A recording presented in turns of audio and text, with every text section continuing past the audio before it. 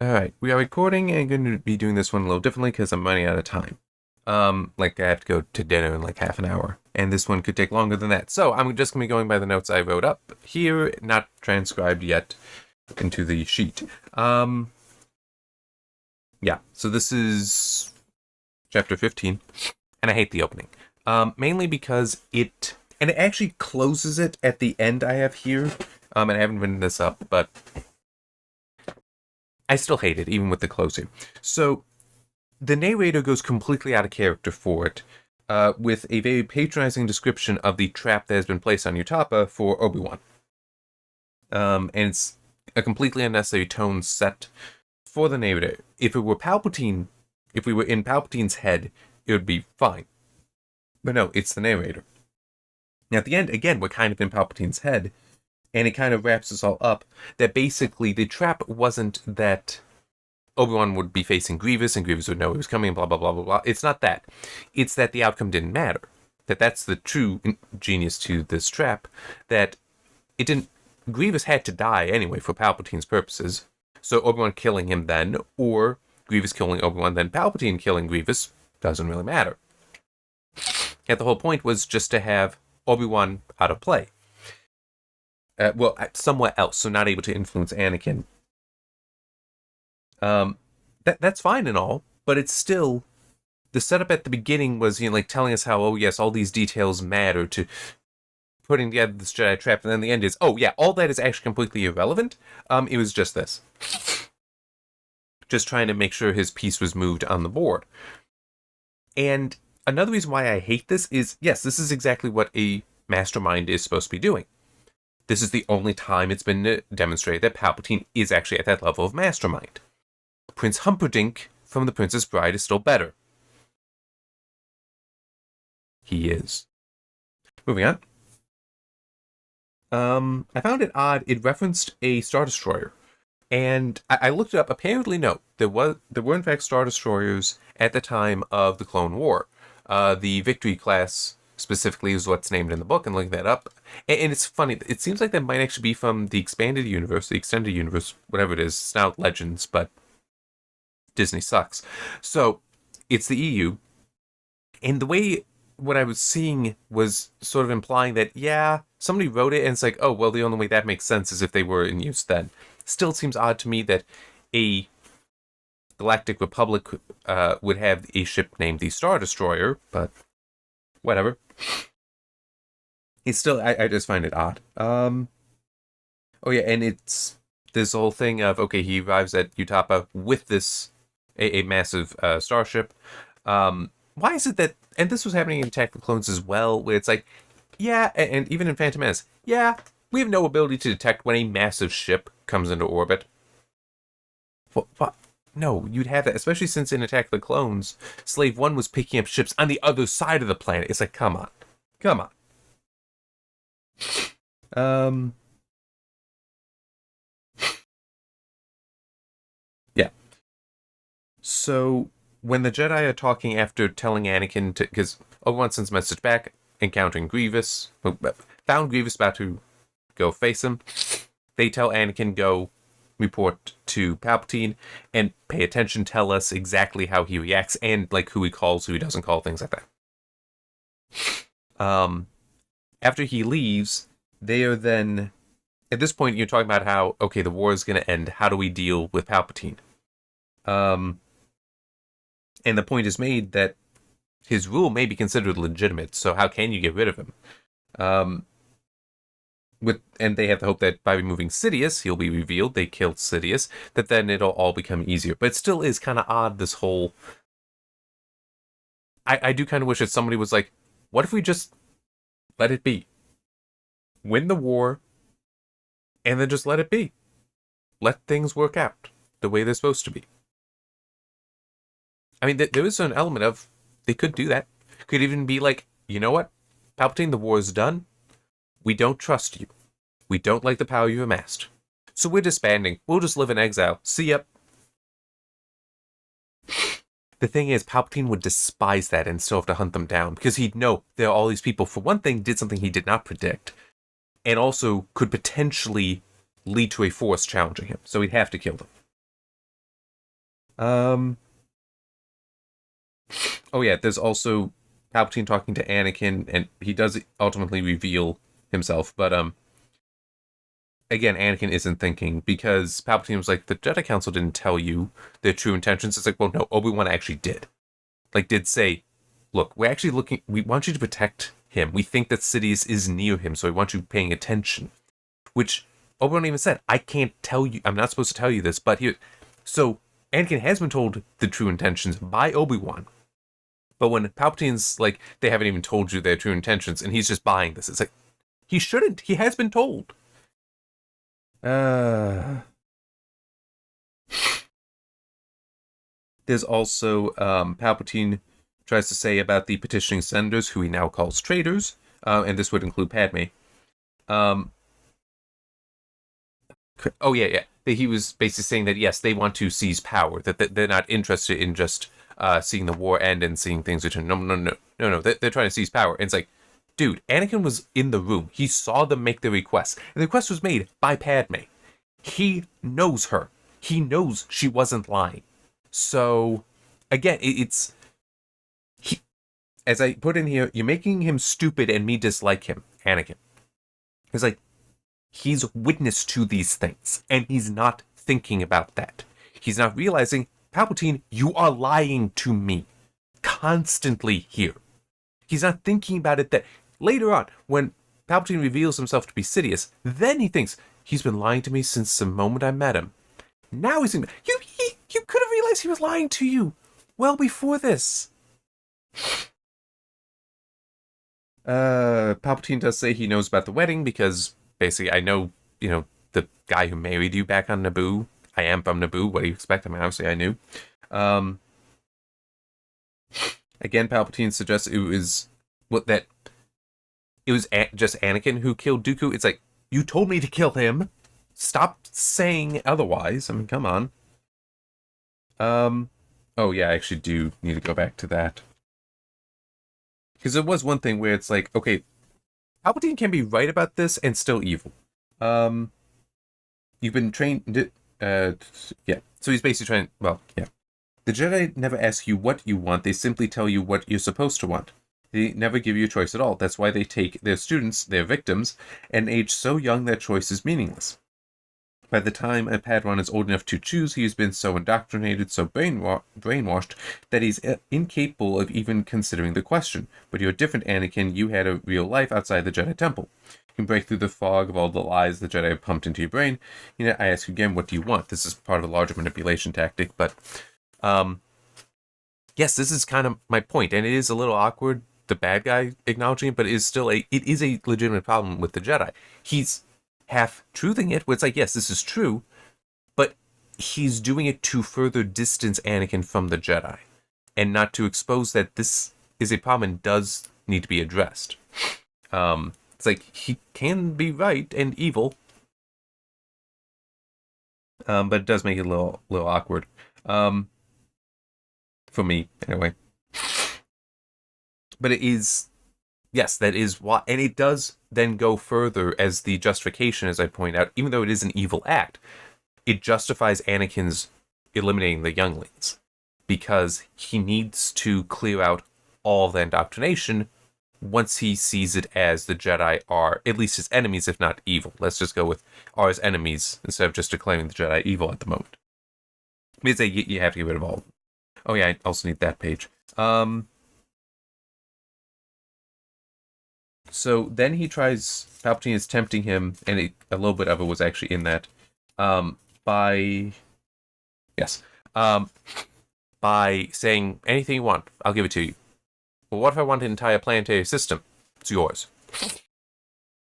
Which the thing is, because of how ridiculous it is, Anakin does have some doubts, but he is still kind of intrigued by this.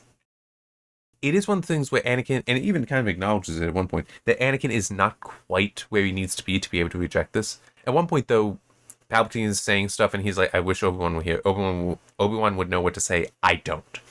The next note I have, you've dreamed of leaving the Jedi Order, having a family of your own, one that is based on love, not on enforced rules of self-denial. It's like,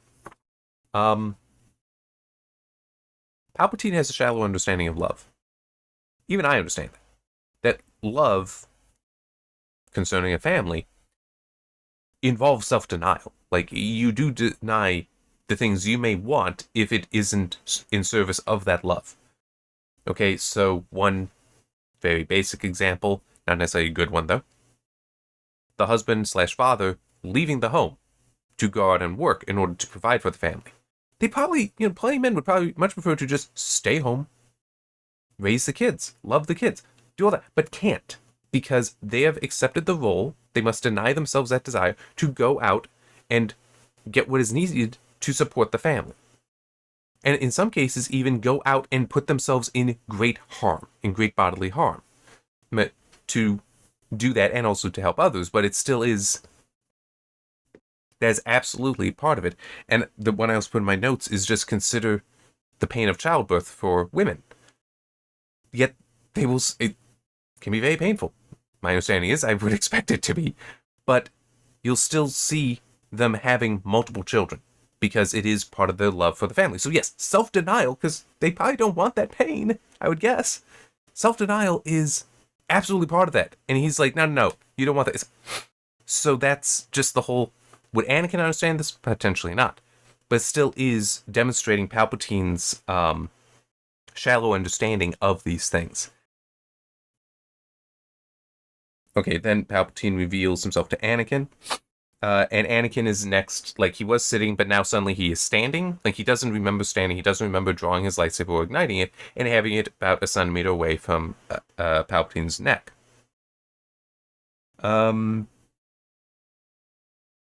Yes. Okay, I just was trying to find why I wasn't here. Now, the fact that Anakin has not already killed him, Palpatine knows he's won at this point. He knows Anakin should have immediately struck him down. The fact and this isn't said in the book, I'm saying this. The moment Anakin hesitated, Palpatine knew he's won. Because he will be able to just say the right things and get Anakin to put it down. There's nothing he will say that will actually prompt Anakin to kill him at this point. Absolutely nothing. So he knows he has won. Basically, Anakin should have already so rejected the temptations, so rejected the evil from him, that now knowing he is in fact Sidious, he is in fact behind all of this, he has been lying to Anakin his entire life, all of that. He should have, and because he's a trained Jedi, should have been immediately, I kill him now. It should have been without even thought, without hesitation. But because of the hesitation, Palpatine has won. And then goes on for a bit. One thing interesting, Palpatine starts trying to tempt him again with the whole, I can give you all this power and such, to save Padme and all that, which is annoying because, again, in the previous chapter, it was revealed Anakin, while meditating, gained that sense, even though he didn't know what to do, gained that sense that all the power he needed was already in him, was already there, was already in the Force. So why did you bother writing that if now it's Palpatine's offering you the power and there's no reflection that I already have it, but he knows how to use it. It's like none of that temptation. It's just accepting that that Palpatine is offering something necessary. Palpatine mocks the prophecy, talking about how, yes, Anakin, you are the chosen one. I chose you. So, yeah. But then also says that, the Sith don't care about prophecies. We control our own fate. Unlike the Jedi. Okay, we get an answer to a question that it's a bad answer, but it is answered. Because it had been mentioned previously that Mace Windu had fought Grievous. And Obi-Wan was like, well, then shouldn't you fight him again? You know how to handle it? No, you're doing it, Obi-Wan. We get an explanation for that as well. But, when did Mace Windu fight him? During the raid that captured Palpatine at the start of the book. This is a major problem. Because I had already pointed out they were chasing after Sidious. So they were near Palpatine when the raid occurred. But it's like, why was there no description of them doing anything? Because they would have been nearby doing anything to help. Now we get it towards the end of the book, many chapters after the fact, that, they actually did try. There was some conflict. But then why is it still only Obi-Wan and Anakin that actually were on the rescue effort? Why did Mace not jump into some sort of shuttle or something to race up there to help, and the Jedi with him. That's a major plot hole, because absolutely Mace Windu should have done that. He's a Jedi Master who was right there. Why did he decide, oh, they got away, I guess I'll just head back to the Jedi Temple? Utter nonsense. And that is a major plot hole there. The explanation he had given Obi-Wan for why he can defeat Grievous is, while it does make some sense, it again is a plot hole because it should have made Obi-Wan capable of defeating Dooku on his own even. Which is basically, Windu talks about how, yeah, I fought him, and he immediately learned my fighting style. But then he's like, do you know why I made that fighting style? Because apparently Mace Windu devised it himself. Because I had a weakness. So I devised a fighting style that solved the weakness. Yoda did the same thing. His fighting style is based on that too. But what's your fighting style? It's like, well, it's this one. It's the basic one that we teach everyone. Yeah. And you're a master of it. It kind of makes sense. He's basically saying, I had weaknesses I had to solve. And that's what it was. And he learned that, so now he can counter me because he knows my weakness. You're just using the basic thing. And you're a true master of it. And you're saying, I had to solve those weaknesses. You didn't. You just achieved it. So that's why you will be able to handle it. And also it talks about how basically there's no fancy techniques. It's a simple style. And so that should allow him to defeat Grievous. But this also doesn't hold up. Because, okay, he should have been able to defeat Dooku then if he's a true master swordsman. But it's also, what is the fighting style? It's the one that involves a lot of swiping around to block blaster bolts. Which the end of Attack of the Clones established that that's inadequate to fight a master fencer, like Dooku. Dooku who trained Grievous. So Grievous knows all that. So Grievous should be able to use that against Obi-Wan and overcome him, just as Dooku did in Attack of the Clones.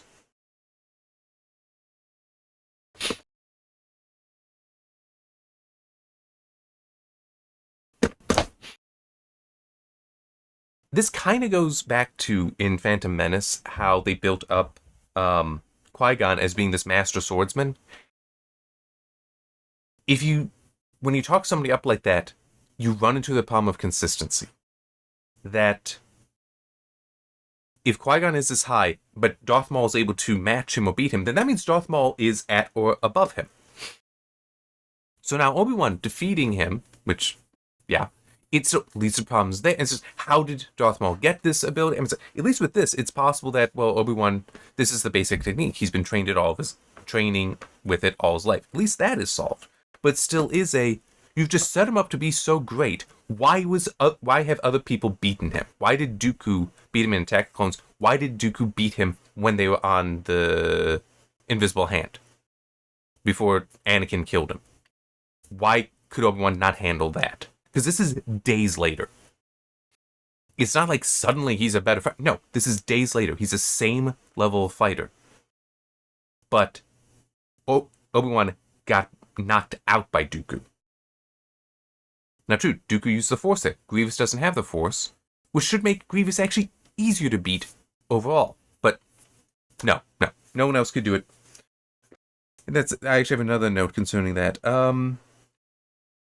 Okay, that's the last note I have here, and well, technically I already gave it. I'll come back to it though.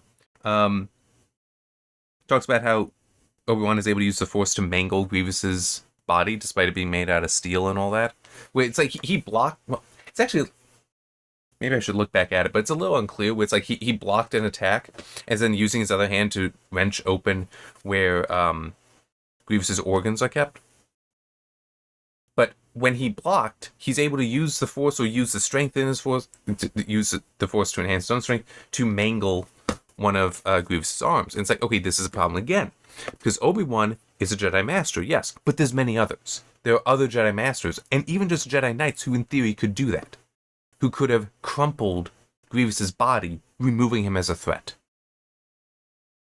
Again, I mean, and this has happened many times before. I've been consistent in complaining about that we have these Force users who rarely have used the Force when they need to.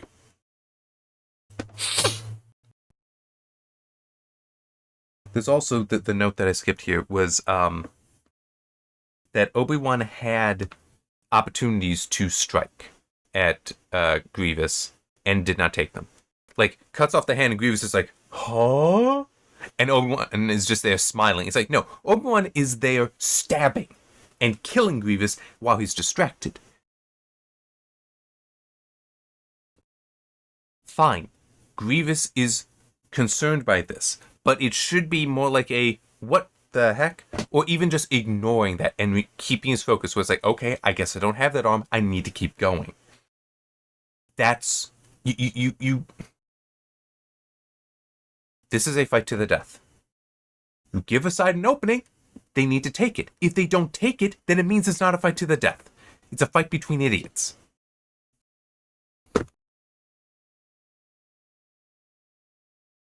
Yeah, no, that's kind of it. Because I was just thinking, like, because I will have in some upcoming stories sword fights, and there might be somewhere, yes, somebody would be holding back, a la The Princess Bride, with Wesley and Inigo fencing that fight.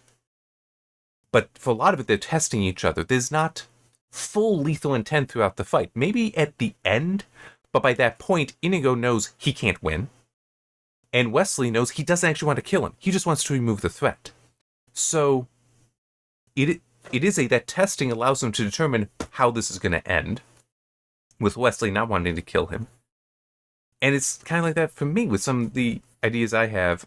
It's like, yeah, one character, he will he will have lethal intent. If he wants to kill you, he will kill you.